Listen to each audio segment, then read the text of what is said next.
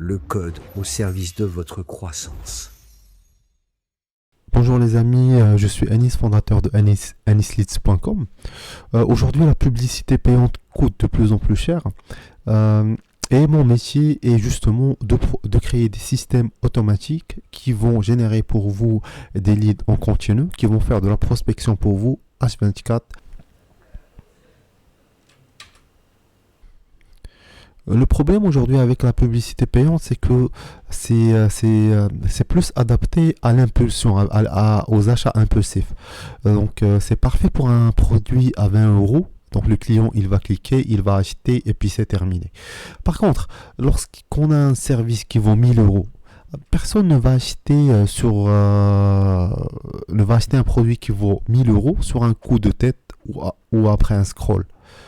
C'est pour ça que pour ce genre de service, il faut faire de l'outreach, donc de la prospection. Il faut prospecter, faire de la prospection à froid.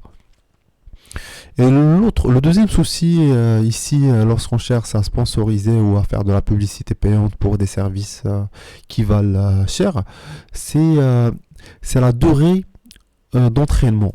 Donc les algorithmes de machine learning de Google, LinkedIn et Facebook, ils vont brûler votre budget pour entraîner leur modèle pour qu'ils puissent enfin trouver pour vous le client idéal. Cette phase de learning peut s'étendre sur quelques mois sur quelques semaines, pardon.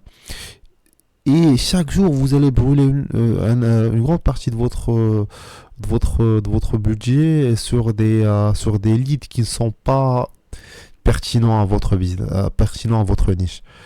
Ça s'appelle la phase d'entraînement.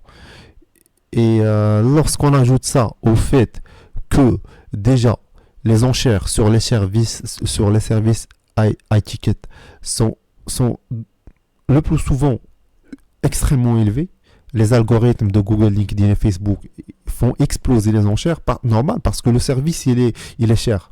Donc les enchères vont aussi être chères.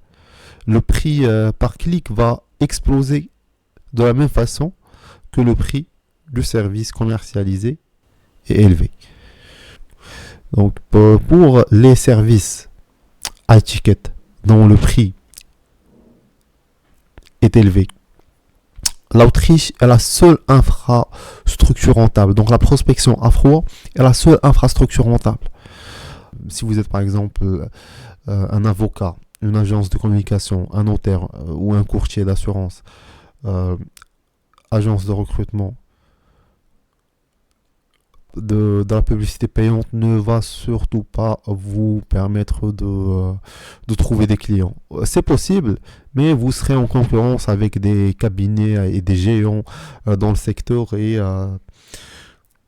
c'est très très difficile pour une entreprise qui n'a pas une grande trésorerie de réussir dans la publicité payante pour commercialiser un service high ticket. Donc moi ce que je propose pour ce genre de clients, c'est de ne pas faire de la prospection payante, c'est de faire de la prospection automatisée. On va faire ce qu'on appelle l'arbitrage technique. Au lieu de payer Google et Facebook pour faire marcher leur algorithme et nous trouver des clients, on va juste créer nos propres méthodes. On va développer, coder, créer des applications qui vont faire pour nous quelque chose de similaire à ce que Google est en train de faire. Bon, Google a accès à de la data dont nous, on n'a pas accès, mais on peut tout de même trouver ce qu'on appelle les trigger events. On peut cibler des gens qui ont vécu un trigger event. Bon, par trigger event, je parle d'événements déclencheurs qui vont susciter l'achat d'un produit. À titre d'exemple, donc une entreprise qui vient de changer de locaux a probablement besoin d'une assurance multirisque professionnelle. Donc pour un courtier d'assurance, cibler ces entreprises peut être très lucratif.